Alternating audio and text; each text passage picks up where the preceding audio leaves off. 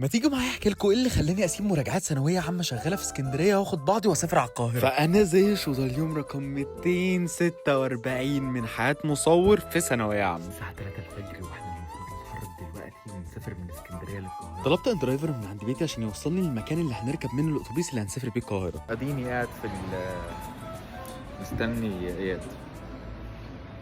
حبيبي يا اياد، مستنيك يا اياد. شعري اتبهدل يا اياد. ايه ده يا اياد؟ ما ربطتوش ليه يا اياد؟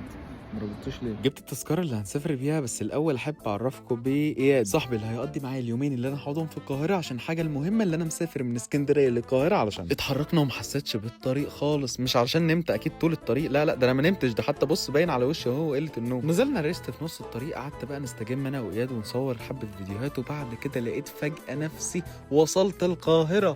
وصلنا. ايه احساسك وانت نمت طول الطريق وانا ما عرفتش انام في الاتوبيس خالص؟ فايق. اياد فايق. مش فايق.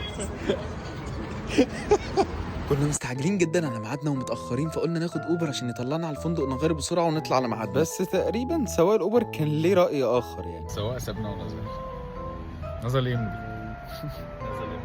نزل يمضي بجد. فقلنا بقى خسرنا كده اتاخرنا، فاحنا رحنا سيبنا شنطنا في الفندق وخرجنا علشان نفطر. ما احنا كده متاخرين، يعني هبقى متاخر وجعان. مصر بقى وبتاع، جامع بقى وبتاع، مترو بقى وبتاع، اياد بقى وبتاع. لقينا المطعم الفايف ستارز ده عشان نقعد نفطر عنده، عشان انتوا طبعا عارفين ان انا شيك لازم اقعد في مطعم شيك افطر عنده. واكتر حاجه بحبها في اياد في السفر ان انا وهو بنبقى متعاونين جدا مع بعض. بعد اذنك الاكل. طب مفيش مخلل. مفيش سندوتشات. ويعني بفكرك تعمل فولو عشان اتشهر يعني ويبقى معايا فلوس اتعالج من اللي انا اكلته. خلصنا غسيل معده انا واياد وطلعنا على الفندق عشان نستكشف الفندق شكله عامل ازاي. جينا نطلع الاوضه لقينا الراجل تحت بيوقفنا بيقول لنا لا استنوا، ما ينفعش تطلعوا الاوضه غير قبل ما الساعه تيجي 12، واحنا طبعا واصلين الساعه 9 الصبح، فاضطرينا زي الشطار نخش جوه حمام الفندق في نص وسط الناس نغير، عشان ما كانش هينفع نروح المكان اللي انا هقول لكم عليه في اخر الفيديو ده غير ببدل. والمكان ده هو جامعه الدول العربيه. فما تنساش في الاخر انك تعمل فولو عشان تعرف انا كنت رايح جامعه الدول العربيه اعمل ايه وايه اللي حصل في اول يوم ليا هناك.